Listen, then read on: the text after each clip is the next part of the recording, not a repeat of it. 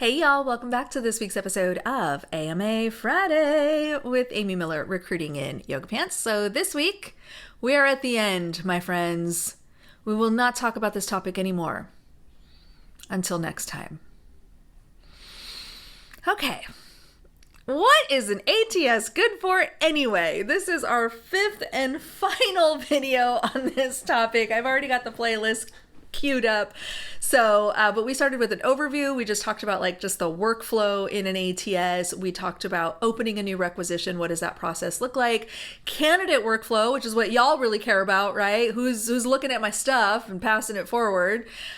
Documentation, that was last week, and we talked through just all the information that is stored in the ATS. And this week we are bringing it home with reporting. Reporting is very important. This is the one skill that I find lacking most of all with too many recruiters. They don't know how to generate reports.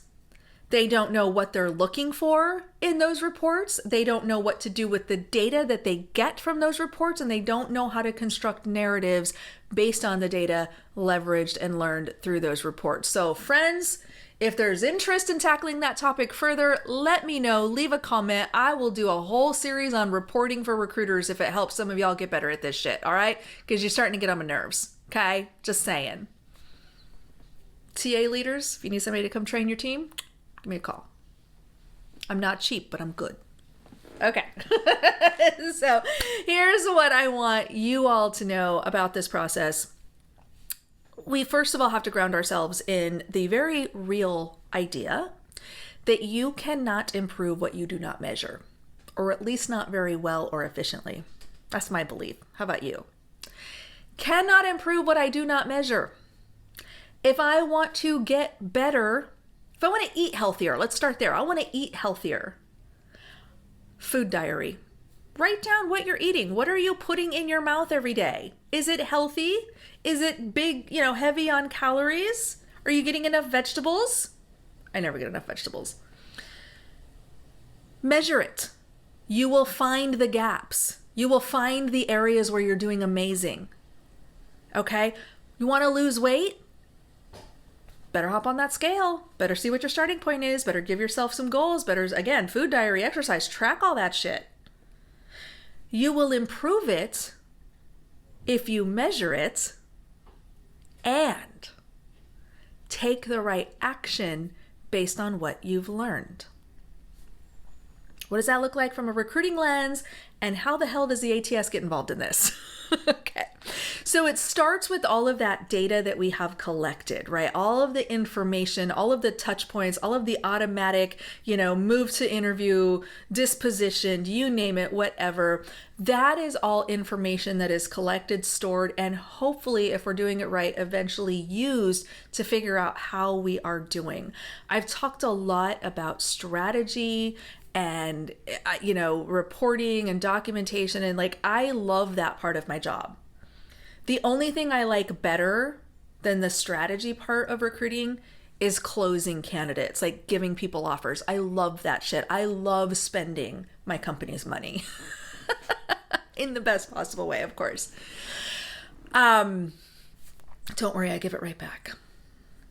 Anyway, if you know where I work, you know why that's funny.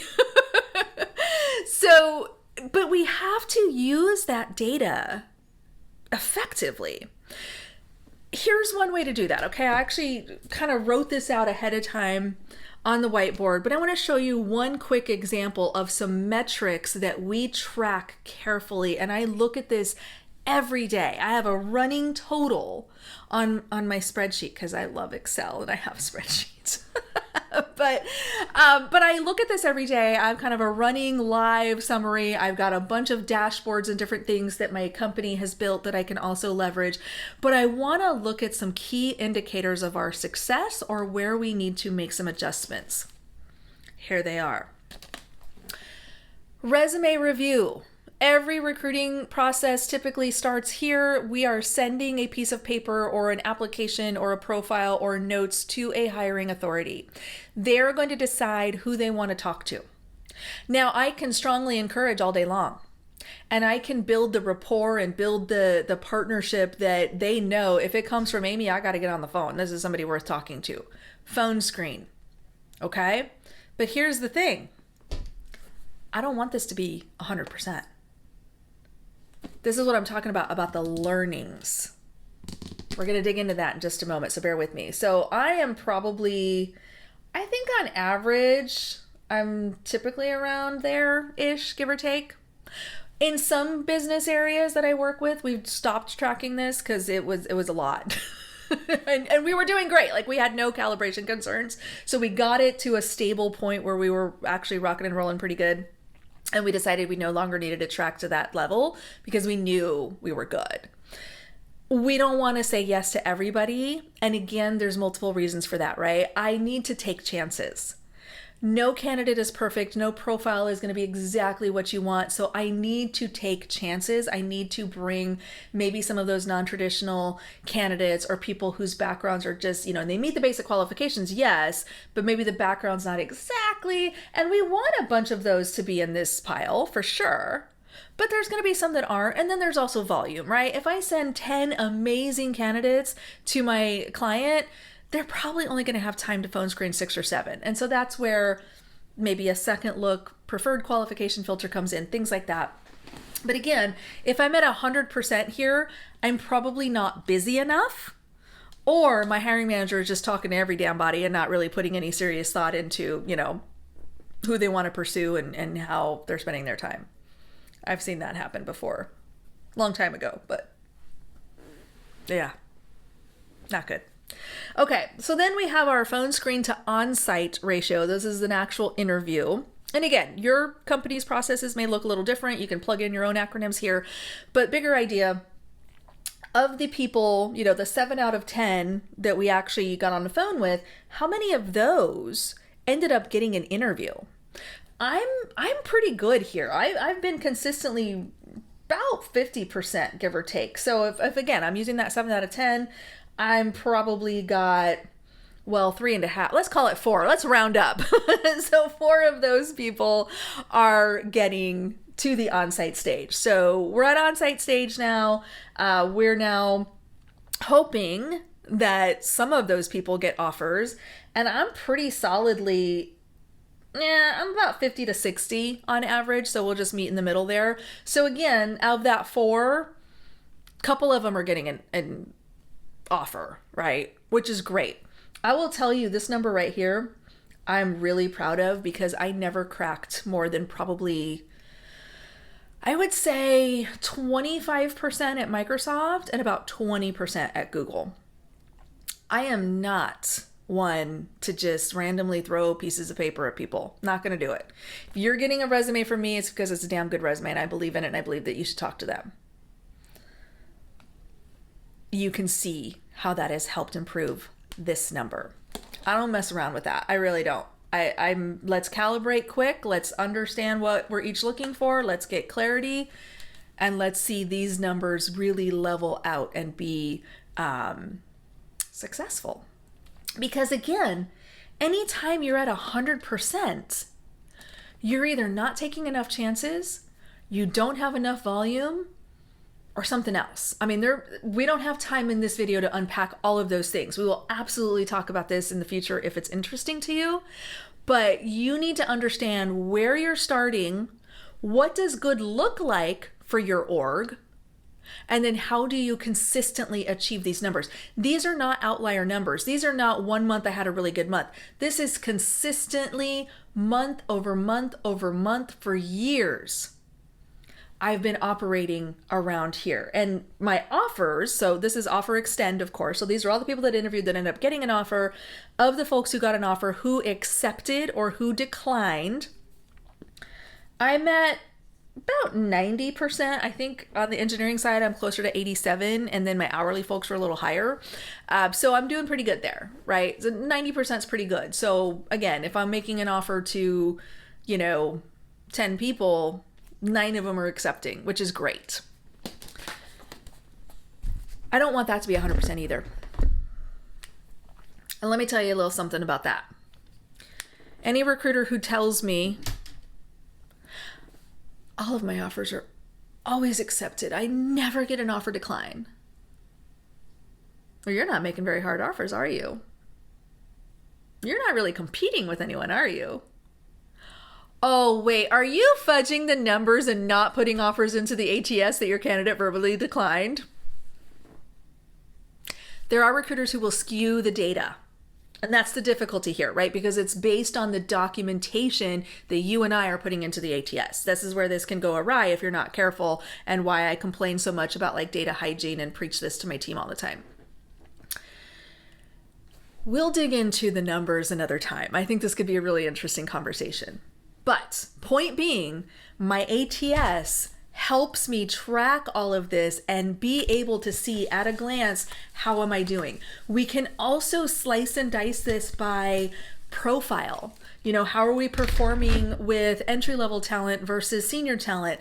We can do it by team, by recruiter. How is Amy doing compared to Chris, or, you know, whatever. And so there's so much great data that you can not only gather, but then also just understand.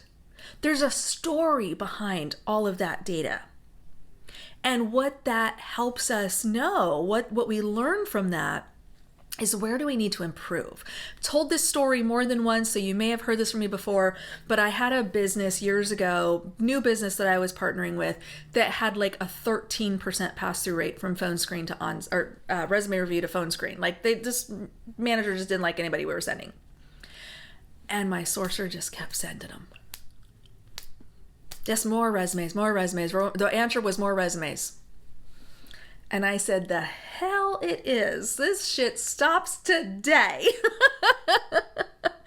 And I just said, we can't do this. We're chasing our tail. We're wasting a lot of people's time. We're getting candidates excited about something that goes nowhere. I'm not doing this anymore. And we finally got him to sit down with us, and we calibrated, and we really understood beyond the job description, what the hell is it you want? Okay, let's rewrite the job description now that we understand this. Improved our applicant pool, improved our pass-through rates. Within 3 months, we went from 13% to 40%. Friends, if I was not tracking this, I wouldn't have had the data to prove that we needed a change in strategy. That is why this shit matters. And without the ATS, where am I going to get this information? I love Excel, but I can't just have like 52 Excel spreadsheets all over my dashboard trying to figure out what data is in where and blah, blah. No, the ATS, much like the digital filing cabinet it is, got my little black filing cabinet back here, stores that data so that I can actually leverage it. Very important. Last thing I'm going to leave y'all with is around EEOC data. This is completely different. This is, of course, data that is tracked in our ATS, but this is also data that is on a need-to-know basis. So much like the data we just talked about high level, only people with recruiting access or people who have access to certain roles, certain profiles, things like that can see that data. EEOC data is similar in that way, where again, it's a need-to-know basis. So what I'm talking about there, those questionnaires y'all love to hate, where it asks about your sexual orientation, your gender, your ethnicity, your veteran status, any disabilities, all of those things. The reason why companies collect that data is because they are required to report it to the federal government. I cannot see any of it at any time except aggregated and anonymized. I can see, out of 1 million applicants my company got this year, 10% identified as female. Okay, good info. What do we do to get more women interested in our roles and applying to our roles, or what have you, right? So those are conversations that we can have. But I don't get to see the details, and I absolutely do not get to see it at the candidate level. Friends, if you like when companies share their diversity numbers, not all companies do, but some do. If you like when they share that, if you want to know what a team's makeup is, if you want to be able to identify, how a team is structured, if you want to see yourself in an organization, that data's got to be accurate. Not telling you to answer the questions, y'all get to decide for yourselves what works for you. But hopefully this puts you at ease in our last couple seconds here together, that it has nothing to do with the hiring process, 99% of the time, there's bad actors. I know that. There's bad actors. 99% of the time, never going to be an impact. And it also helps companies have accurate data. And once again, can't fix what you don't measure. See you next week.